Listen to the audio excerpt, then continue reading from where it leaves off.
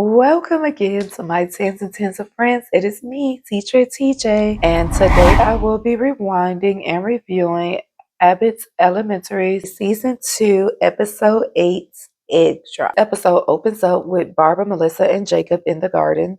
While digging in the dirt, Barbara's garden tool just kept hitting something, so she picks it up and she realizes that it's a bone. And Jacob says it's a human bone. And the way that Melissa said nope and took off running, nothing that she's so gangster. She is going to survive and thrive, okay? She wanted no parts of that. So they all left. Mr. Johnson pops in and says, "Got him," while holding the science skeleton and the alleged bone. Then he looks at the skeleton and he realizes that it's not missing a bone. Next, Gregory pops up and says it's a beef rib. And says it's out of the garden because it's essentially his garden. The show begins with the teachers filing into the library for their midterm development meeting to look at the benchmarks for the second quarter. Second quarter, second half of the school year, kind of the same thing, I believe. Everyone walks in looking tired and over it, but not Janine. She's happy to be there. Everyone tells us about their upcoming project, and Jacob has an entire week dedicated to the historical terrors of Thanksgiving for the indigenous people.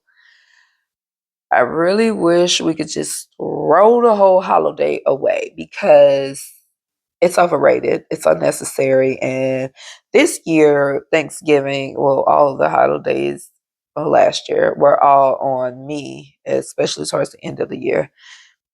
It's a lot. But I don't cook, okay? So at Thanksgiving, I don't cook. I don't cook regular meals. Well, I do, but not really. Like for instance, last week I did make fish and spaghetti and baked chicken covered with cream of chicken soup and some rice and vegetables to go with both meals. That was twice last week. That's all I got. So, but of course, they ate every day. They love Chick-fil-A and Wendy's and McDonald's. So I'm totally fine with them eating that. If they're not fine with eating that, there is food in my refrigerator. It's just a matter of I'm not gonna cook every day. Like, who's doing that and why? Why are we doing that? But especially since considering my kids are really finicky when it comes to eating leftovers. So yeah, throw Thanksgiving away, throw Christmas away. I literally told my kids this the last time I'm buying a gift for Christmas. I don't know where their Christmas gifts are going to come from, but they will not be coming from me. That's my last year. I'm just considering the fact that asked my kids what did they want for Christmas, and my daughter, just for instance, one of them says, "I want a iPad." I'm like, "Well, what are you going to do with the iPad?" She said, "Watch TV on it." I said, "Well, what's wrong with your phone?" She says, "It's too small." I said, "Well, what's wrong with your TV?" She said, "It's too big." Who are you, Goldilocks? Like, yeah, I'm done with Christmas. I'm done with it. So that's that on that. Anyhow, my kids don't really eat like Thanksgiving food like that. So what's the point? Not to mention, I'm with Jacob. It's like we're celebrating the indigenous people, not just them, but their whole culture. They literally try to out. Why are we celebrating that? I'm good. I'm good. My kids prefer takeout twice a week, and that is totally fine with me. Because like I said, I don't like to cook. Now every once in a while I want to cook and I'll do a bunch of cooking, but that's actually only happened like twice in my life. So I guess we can't say every once in a while. But it's only twice in my life where I cook more than 3 times in a week. But keep in mind that I run a home daycare. So I cook lunch for them every day, right? If my kids really get hungry, they better eat lunches leftovers. Cause what? Yeah, my kids eat good and the food is plenty. Then when we serve lunch, we make sure that every child has the state regulated food size portions. Soon after I serve their plates, I set the table. I set serving bowls or whatever bowls we have on the table. I let them self-serve themselves. If they want more, then they can get more after they eat what's on their plate. It's not like I'm saving the food for my home. No, eat until y'all done, and they do. To watch them serve themselves is like the cutest little thing ever. It gives the children the chance to be independent, to practice sharing and social and emotional development skills. And they make me laugh every time I see them do it because the rules are the rules, and most children are going to enforce it. And then those who don't want to enforce it, which is don't get any more until you eat what's on your plate. So, because when I let them do that, they'll end up throwing a lot away. So, because just the act of serving themselves is like fun. So no, I don't cook for real. My kids don't eat for real. True story. They've never come to me like, oh, Ma, can you make me some of that? I don't have a special recipe. I can make lasagna. Shout out to the RIP to my sister. I have her lasagna recipe, but cook Thanksgiving, I am not making dressing. A whole turkey? Not doing it. Cooking is not enticing to me. Not at all. But I am excited about coming out, my children all being together and us all being around each other and eating and enjoying each other's company. But cook, I don't want it. We can cook and eat together on any given day. So what's the point of Thanksgiving? Y'all, I went to my daughter's room early one morning. She's never up early, but she woke up early and started telling me about this movie that she fell asleep to. She was watching Brother Bear, and she said it was really good. So I said we should watch it together, and she said I would like that. So I asked her, "Do you want to watch the movie now?" And she was like, "I would love that." So we watched the movie, and it was a great movie. Okay, the storyline, the colors in the movie, I really enjoyed it. A funny thing is, I meditate and I love colors. So sometimes I want to see certain colors. I don't know. I know I'm weird, but it is what it is. So I woke up in a vibrant mood. So I wanted to see colors. So that movie really was right on time. It had rainbows and golds, and yeah, it was that movie was definitely a vibe. Not to mention the storyline was great.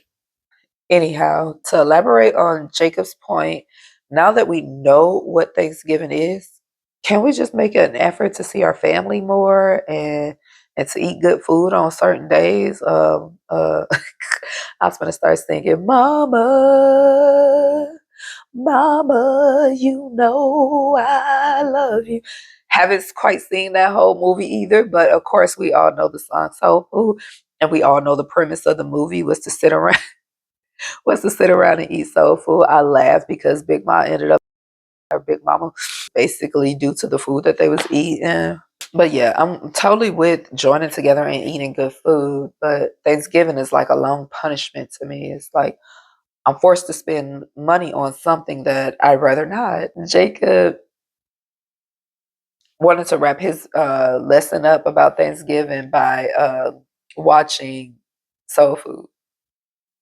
Barbara's class will be making handprint Christmas trees. A baby's hand is everything, okay? Little kids' hands. I have made so many animals and things just with handprints, okay? So shout out to Barbara with them Christmas tree hands. Janine's class will be making a handprint turkey, and she's going to recycle them to soak up the snow that gets in through the window crack once they're done with the project. Gregory points out how children's hands carry the holiday. They really do, like all holidays. You can make a handprint heart. Like I forgot how it looks. Oh, I think if you just put the hands upside down, you'll have a heart. And to my tens of tens, hands really carry the holidays. They really do. Handprint crafts are the best. Now, this next teacher that fell through the ceiling at the beginning of the school year, his name is Mr. Morton. He was never properly introduced, so I guess his confessional will come later. I don't know. I don't know. So Mr. Morton's class is going to do an egg drop, and they're eighth graders, right? So he requested a letter and he requested some eggs. Janine, Janine. You got to say it how Theo said, Justine. Janine. Yeah, Janine invites her class to Mr. Morton's egg dropping project situation, and Janine's a mess. In Miss Howard's class, a mom comes in to drop her kids off of homework, and while they don't show her full attire, I'm sure it's wild and it's a sight for kindergartners because she has the word BITCH, huge tattoo across her chest, and she yells to her daughter, dropping her off, "Learn lots, boo." And she leaves the classroom. Barbara could not believe what she just saw, and she listed a bunch of B words that the woman could have wrote across her chest. Barbara's like, you could put Bible, blessings, blueberries, but you could put some B words that she could have put across her chest instead of huge, like right across her chest. Like, whoa, girl. You could list some B words that you think she could have put down in the comments. Beautiful, but it's her body. In the break room, Janine sees Mr. Morton and asks him questions about the egg drop, and which really shows that maybe her and her class should sit this one out, but of course she doesn't. Jacob says him and Mr. Morton, he said him and Mr. Morton have beef, and it's so funny because there are even times in season 5, because you know I'm reviewing season 5 and 2 right now, all at the same time. Jacob swears that him and Mr. Morton got beef, but Mr. Morton seemed like he's just chill. He's just living his life. I don't know how that makes them have beef, but he say they do. Mr. Mr. Morton says hi to Jacob in the break room, but Jacob didn't speak back to him. And I was wondering, like, did he not, like, did he say hi? Like, did I miss something? Jacob goes on to explain after he leaves out that him and Mr. Morton has passive aggressive beef. Because Janine is hyped about the egg drop, Melissa says her kids have to join. Janine is more concerned about making the egg drop cute instead of what the project was really intended for, which is making them float to the bottom and drop and not break, not making them cute. One little boy, Eli, he says that his egg is cute and he's named his egg, and his egg is his friend. His egg drop egg is his friend. His only friend. Yikes. Miss Howard sees the big man and asks her to cover up, and she does so happily.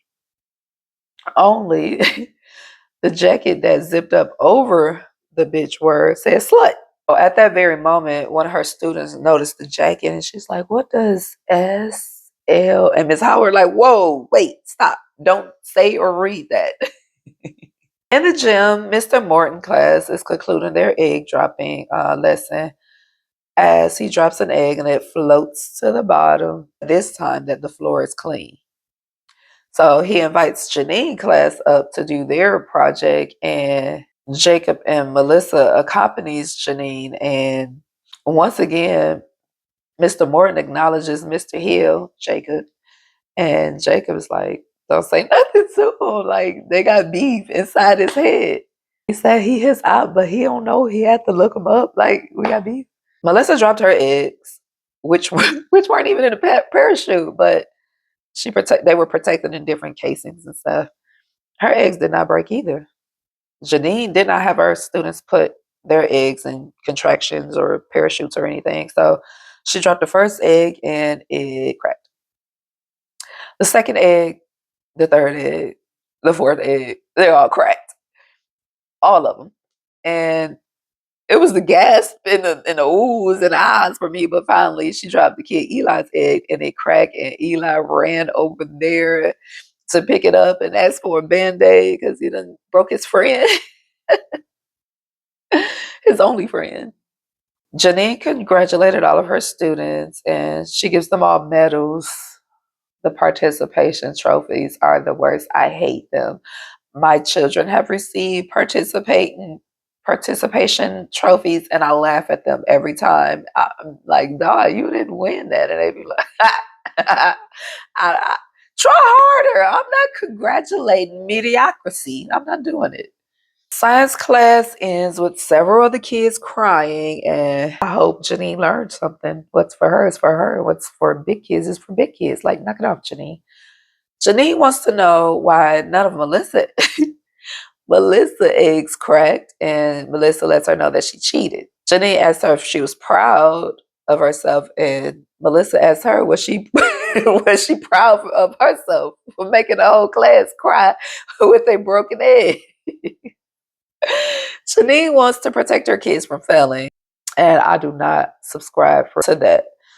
I am such a proponent for failing that I get mad at my kids if they don't let me know that they failed, because there is a lesson in failing. Like, I cannot parent you, I cannot teach you anything if you get everything right. Even millionaires or very successful business people will let you know their greatest lessons came in their failures.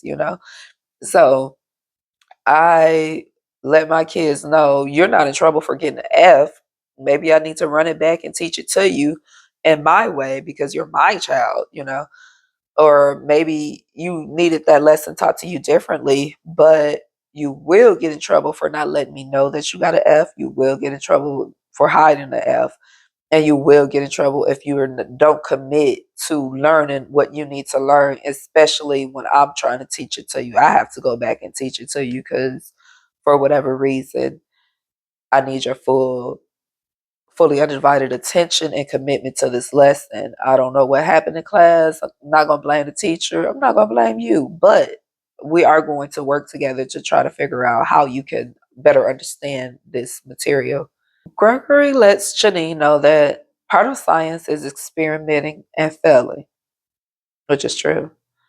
Jacob thinks science is history plus math, and everyone begins to give their scientific theories about things that happen in science. Gregory reels everybody back in and lets them know that science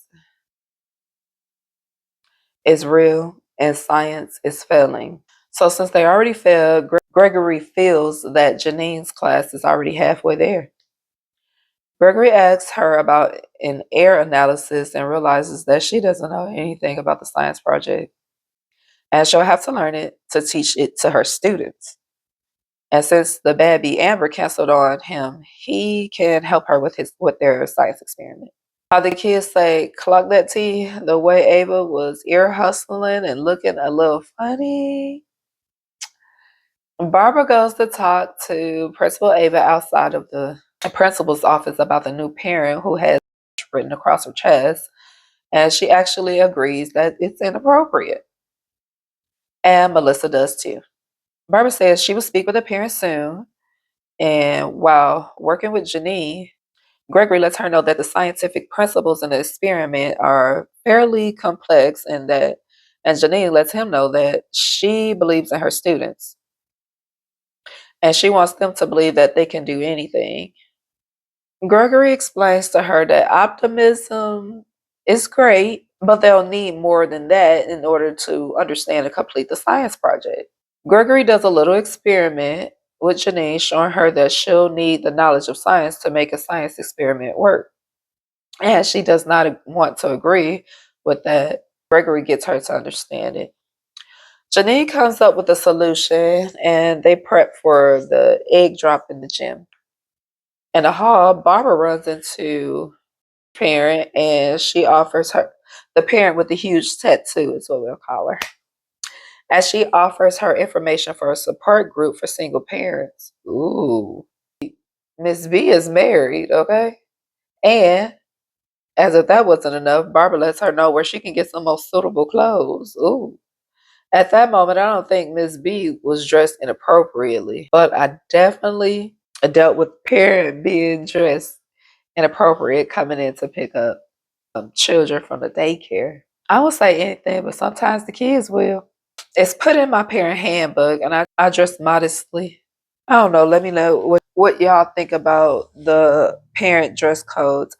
I like I said, I don't really what you wear is what you wear. That's your business. I'm not here to judge you, but like I said, my kids will definitely be like, girl or guy. That oh, I had one parent who would always pick up and drop her kids off in her pajamas. And one of my students was like, do you got any more clothes? I was like, oh, dang. These kids are honest, okay? Yeah, they will look you dead in your face and tell you what they want to know. But the fact of the matter is, why is it 4 o'clock and you keep picking up your kids every day in your pajamas? I understand, like sometimes on my days off, pajama knit. Like, even if I jump in the shower, I'm still pajama knit. What's the outfit for?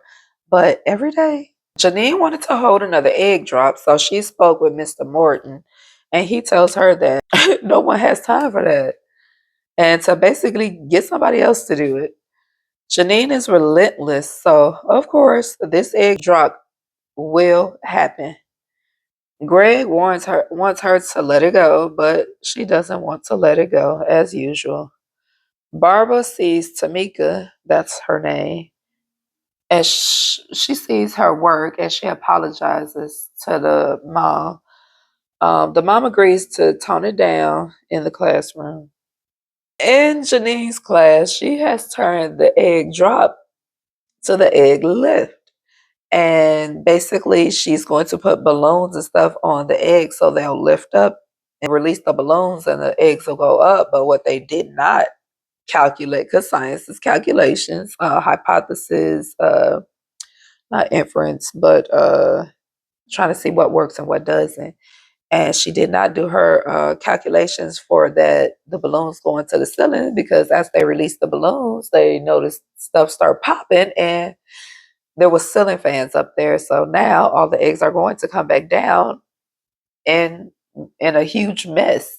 But as the eggs broke and popped and came crashing down, Janine yelled, "Science!" And all the kids yelled, "Science!" I hope you enjoyed me rewinding and recapping, reviewing this video and on Abbott. If so, make sure you hit the subscribe so that you won't miss any of my videos. And thanks again for watching. Shout out to my tens and tens of friends, and I will see you in the next one. Bye for now. Yeah. It make fish and spaghetti and chicken, cream of chicken, well, cream of chickens covered, well, baked chicken covered with uh, cream of chicken soup and some rice. I let them self-serve themselves. So if they want more, then they can get more after they eat what's on their plate. So they're never. It's not like I'm saving the food for my home. No, eat until y'all done, and they do. It's put in my parent handbook, and I dress modest. I dress modestly and in the gym, and then they'll release the broom, and then they'll hypotheses and notes